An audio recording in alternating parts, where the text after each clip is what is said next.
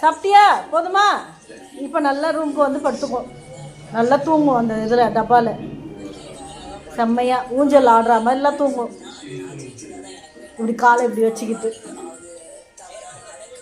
போய் உரச அவனை. என்ன பண்ண போகிற? அதில் இருக்க பாலை காணும். ஐயோ எப்பா, பால் விளையாடுன்னு வாங்கினான். இங்கே கட்டி வச்சுருந்த பாலை காணும். எங்கே பாலெல்லாம் எங்கே போடுற? ஏய் உட்காந்துக்குச்சு.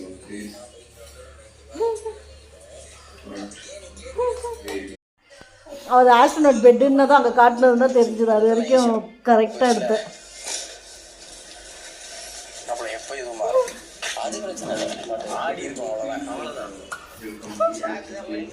ஆனால் ஒரு வரசல்.